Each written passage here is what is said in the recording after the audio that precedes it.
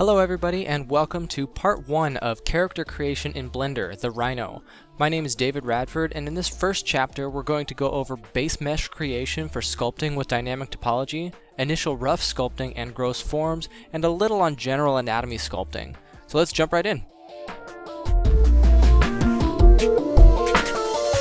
Alright, so today we're going to get into modeling, or primarily sculpting, a Rhino character that was designed by Mike as Vado. He's a brilliant artist. I ran into him on DeviantArt and came across this Rhino image that he had done, looks like a couple years ago, and contacted him, and he was really excited to hear that I wanted to use his image for a video tutorial series on character creation, so we're looking forward to getting into that.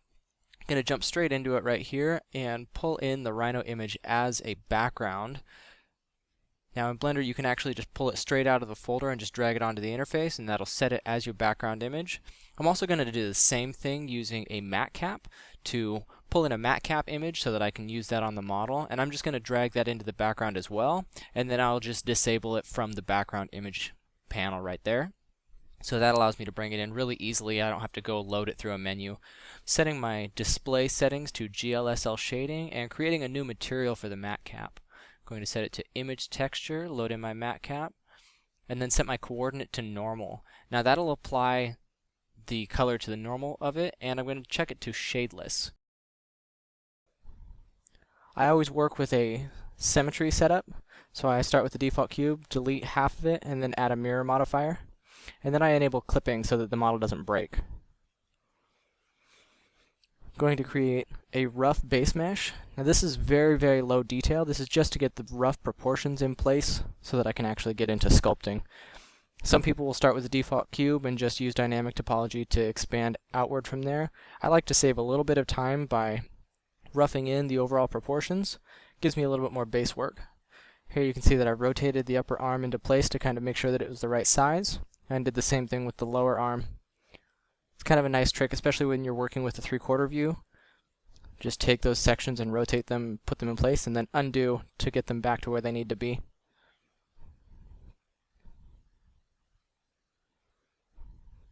Start building up the shoulders, top of the head.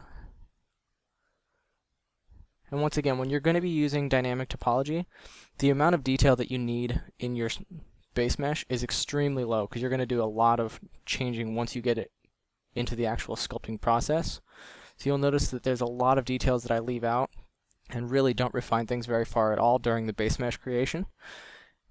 Here I'm enabling my auto profiler for my Rat7 gaming mouse. Awesome tool for 3D sculpting and for just use in Blender in general. Moving the crotch down a little bit, just pushing things into place, making sure the shoulders are the right height.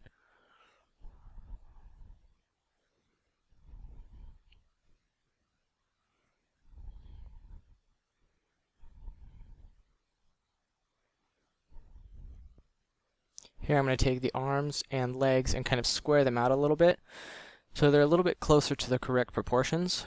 No sense adding extra work to myself by leaving them rectangular when I know that the end result's going to be fairly round. I'm going to take the model and subdivide it a couple times in regular edit mode, and then apply my mirror modifier. Go in. I'm not going to enable dynamic topology initially. I want to get it kind of moved into the right shape a little bit. As you can see, I turned on symmetry along the x-axis since this character is going to be symmetrical.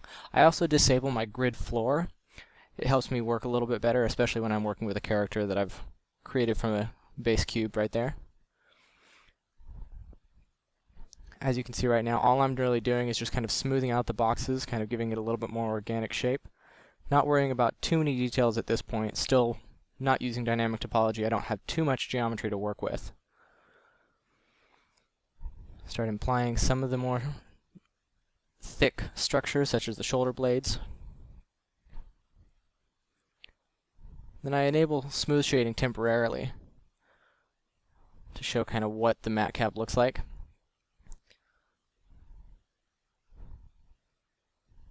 Then I quickly decide that I actually do not want smooth shading on, just because it makes it so that I can't see a lot of the shapes. And I've also enabled dynamic topology now, and I keep the detail size at 30 for quite a bit.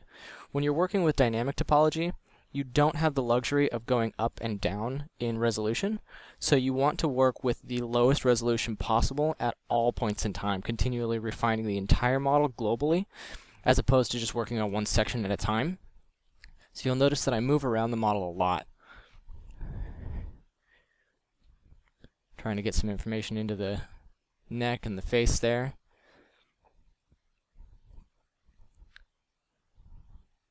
Working very broad strokes, not really working on too many fine details here. I keep working around the model, keep refining all of it in different areas.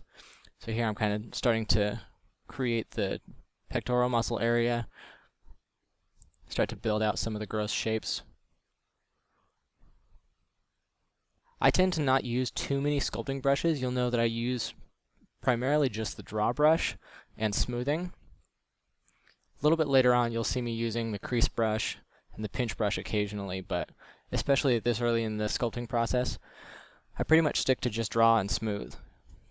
So if I need a crease or something like that, I'll just push in and then draw on either side to create that fold.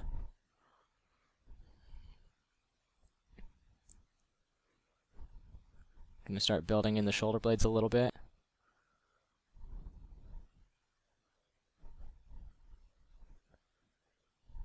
One thing to note about dynamic topology is that the detail size is relative to your screen. It's not actually relative to the size of the model, so zooming in will give you more detail. So you'll notice I also tend to keep the model about the same size on screen.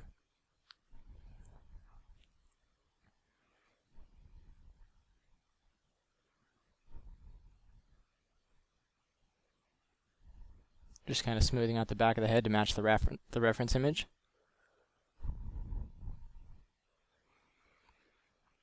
Mike did a really good job of getting the anatomy in there in such a way that it's really interesting and fairly accurate, as well as the rolls of skin around the neck and around the torso.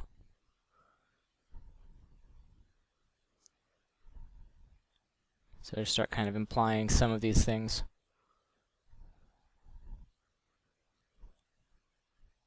When you're sculpting, you'll learn that there's different things that you will do and then decide that you don't like them. So don't ever feel bad having to change something. Nothing's really set in stone until the model is complete.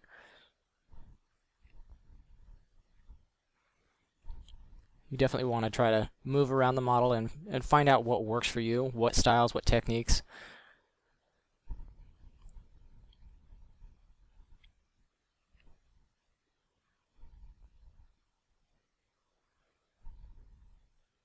As I continue to go through the model, I continually go back over the same area and refine it, adding more detail, changing things.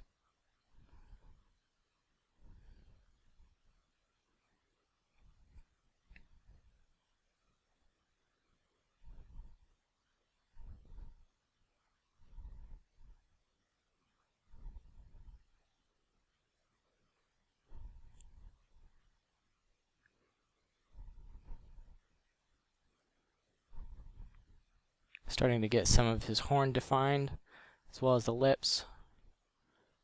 Now in the concept art, the horn almost runs straight into the skin. There's no real visual separation between his skin and the bone antler horn. So that creates a little bit of interest for me. I ended up actually going through later and putting a nice fold of skin to separate where the horn was actually coming out of his snout.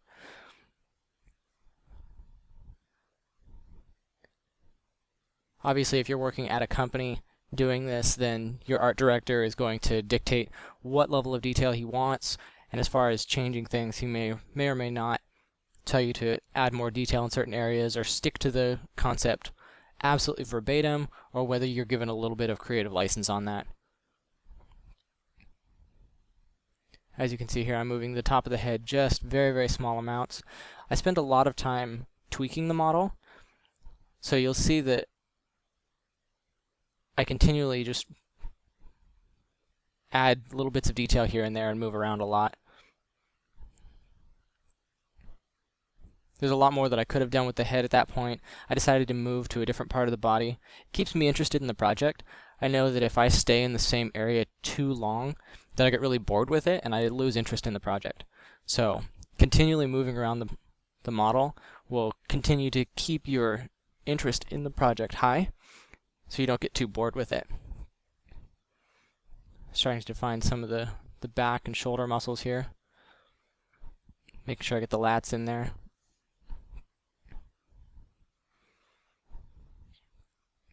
In the concept, he does have a couple of belts and sort of a butt flap. So even though we're not actually going to see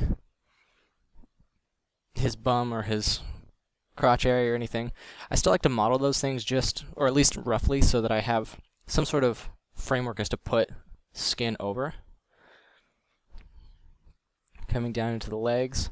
This area, especially the legs, a lot of people don't really pay attention to what the muscle structures on legs look like. Try to get yourself some good anatomy reference. Fineart.sk is a really good website reference. Otherwise, just Google Images has amazing resources. I mean, you can look up bodybuilders or strongman competitions. There's always really, really good anatomy reference out there, and you want to try to get a good handle on that so you can build those things into your characters.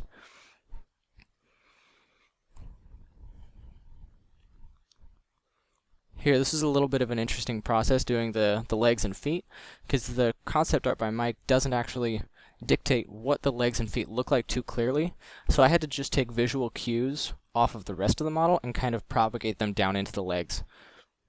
So I can see in his upper body and torso that the anatomy is fairly realistic in the muscle structure, even if the proportions are different. So down in the legs, I had to kind of extrapolate that same information and make the thighs and calves somewhat realistic as far as humanoid goes, and then making the feet round and more rhino-like. I could see that he had implied 2 toes in the concept, so you can see I'm starting to define that same thing.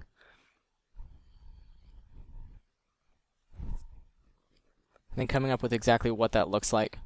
It's just a process of trial and error, continually refining and adding the right amount of fat rolls and how skin overlaps and where the toes would meet up on the bottom of the foot, how far they would protrude.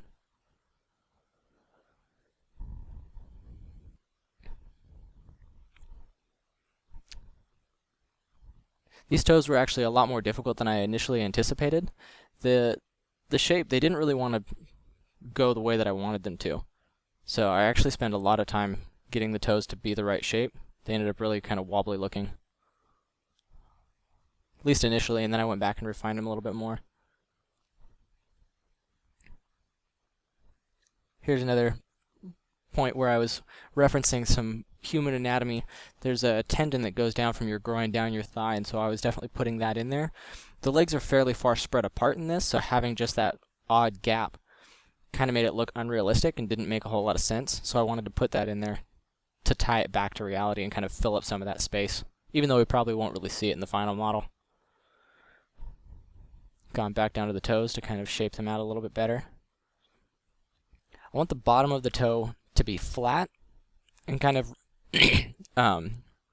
reach a fairly sharp point, almost like a hoof. Still just using the draw brush for the most part here. Just continually drawing, smoothing. Can use the grab brush to kind of shape out the toe a little bit here.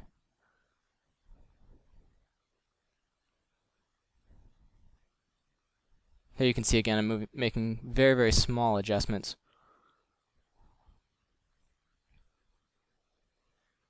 Even though the model is fairly low resolution at this point, still making those really, really small adjustments can make the refinement process a lot easier and a lot smoother.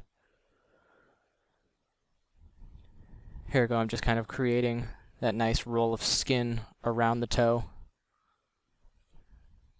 defining where the materials are going to be changing from the skin to the toe, and creating a nice meeting point where it's almost like a fingernail, where you get that roll of skin right where your fingernail meets your finger. You can go ahead and adjust the proportions and add a little bit of stylistic influence there.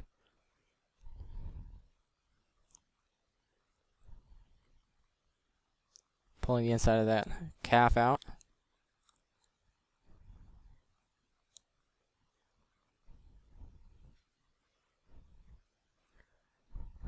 Adding in the tendons that go into the back of the knee. And these ones we'll actually see. The kneecap at this point I'm going fairly over the top. I just want sort of a visual reference so that I can see what it looks like from a distance.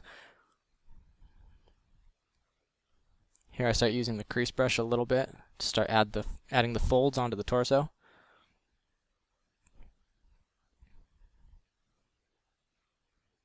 Grab the wrong brush there.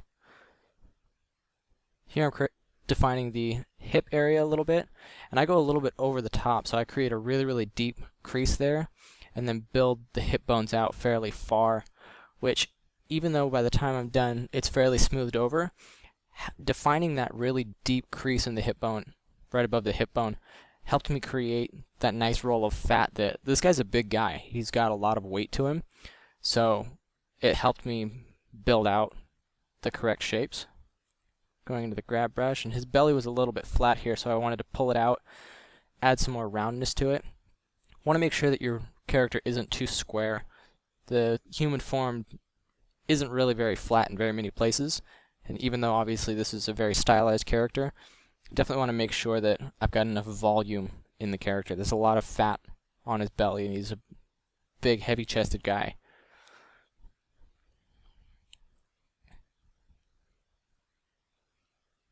Going back to the draw brush.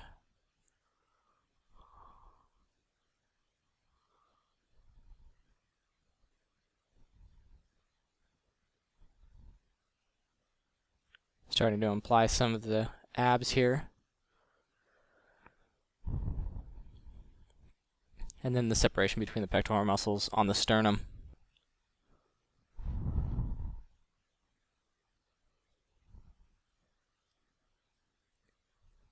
As you get familiar with sculpting at fairly low resolutions and upraising through the refinement process, you'll learn at what point you need to move on to another part of the model because you'll need more geometry, and when it's time to start actually adding more geometry. So around the center of the chest, I wanted more geometry to get it more refined, but I decided to move on to another area. Here I realized that his head was far too tall, so I decided to use the masking brush. And you'll notice that I'm zoomed out much further than I am during the rest of the sculpting process. That's because the mask brush with dynamic topology turned on, it'll actually add geometry for masking as well. So I wanted to make sure that I was far enough back that without changing my resolution, I wouldn't add any detail. So going to the move brush here. Then I accidentally left part of his head unmasked, or masked rather. Go ahead and change that. Go back to the move brush and bring the head down, kind of shortening up his neck. His neck was too long, and it didn't look correct.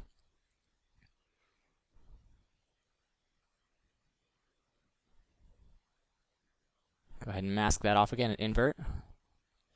And then I go back to my draw brush.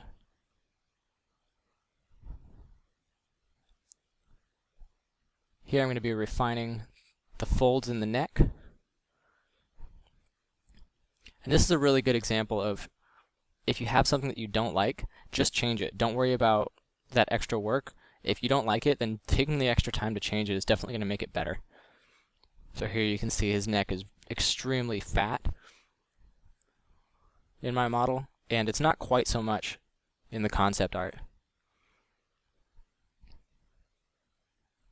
So there I take the grab brush and I pull it in. Try a couple of different things here that I don't end up actually liking the result by the different curve settings on the grab brush, so I end up going back to the smooth. Bring the cheeks in a little bit.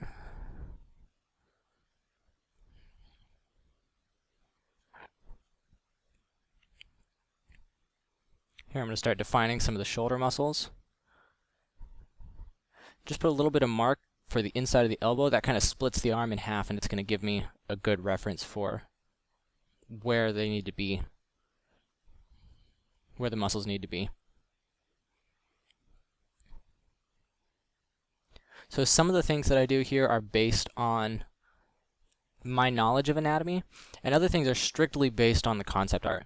So there's an interesting little muscle fold there that I'll point out in just a second that I wasn't really super familiar with it being in normal human anatomy. So when I was sculpting this, it was just based on the concept art, and just following it and paying attention to what the concept art looks like gave me a really, really good result. So that's this area right here that I'm sculpting, and how that rolls under the shoulder muscles and into the bicep. This muscle that I'm putting here, right above the shoulder blades, this one, I really like this muscle, and I don't know why, but I always have a lot of fun sculpting those shoulder muscles right next to the spine above the shoulder blades.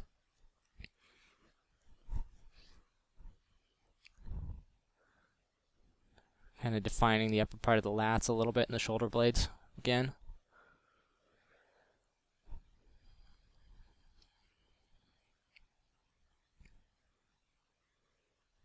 Here I'm starting to add some of the layers of fat that would be on his back.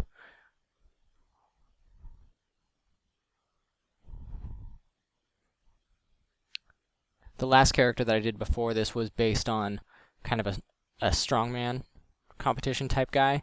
So he was a big, heavy guy. And so I was able to get a lot of good reference for back fat. And so that's where I got that inspiration there and kind of knew where to put things. Moving back up into the arm, starting to add some of the forearm muscles.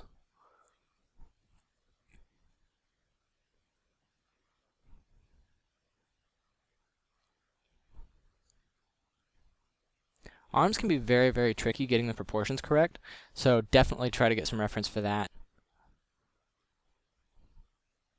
Like I said, fineart.sk is really good. Also, if you can get your hands on a skinless anatomy model, something that you use in like a biology class or something, those are a really great reference because they'll show you what the muscle structures look like underneath the skin, and you'll want to kind of form the shapes and the contours of your model to fit those muscle structures. It'll help kind of really base your model a little bit more in reality, and it'll make your forms look a lot better as well.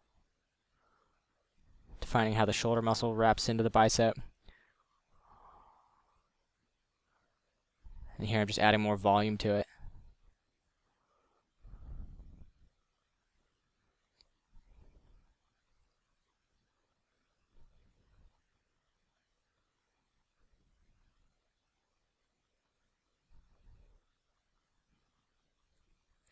Still pretty much just using the draw brush and smoothing for the most part. Yeah, nice elbow protrusion. And then here showing where the bicep kind of folds into the forearm.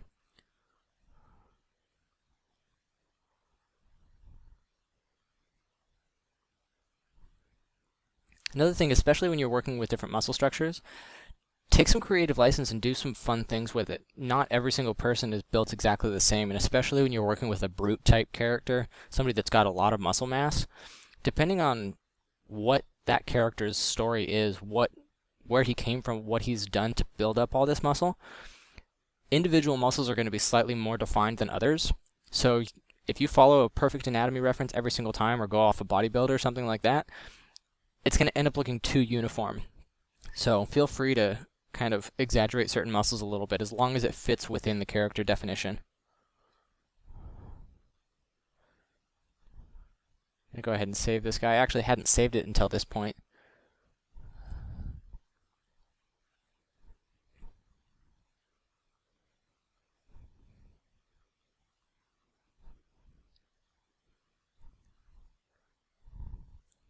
Dynamic topology will also give you asymmetrical topology. So make sure to use the symmetrize option here. Here I wanted to, his arms were looking a little bit big, so I go ahead and click symmetrize there. That'll give me symmetrical topology, and then I'm going to split him in half and use a mirror modifier to be able to change both sides of the body uniformly.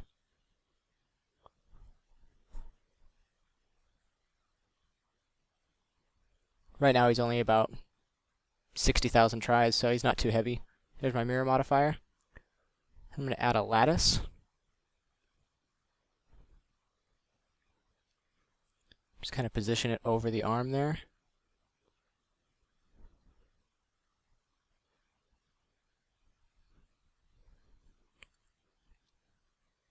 Creating just enough segments that the shoulder can be separated and bent correctly, or scaled rather.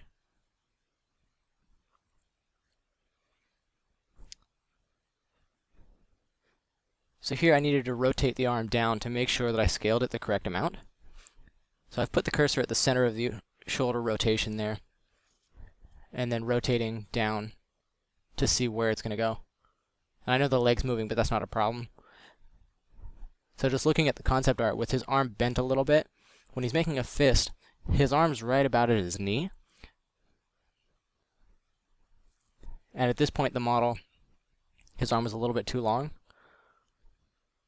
So I need to be able to scale this down a little bit without affecting the rest of the body. So I'm creating a simple little weight map. Obviously I need to paint through both sides of it. So I end up not using weight painting, and I just go into edit mode and do it that way.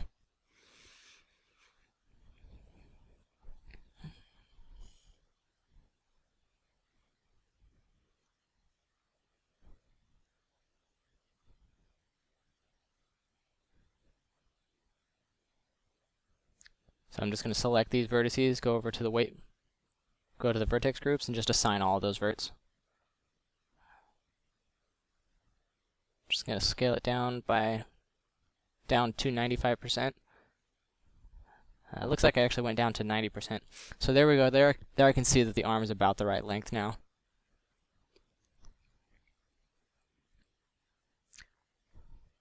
So there I applied the lattice and applied the mirror modifier again. That's going to wrap up this chapter. In chapter 2, we're going to create a base mesh for the hands and sculpt in the major forms there, as well as modify the arm to fit the hands that we've created, and then we'll attach the hands to the body.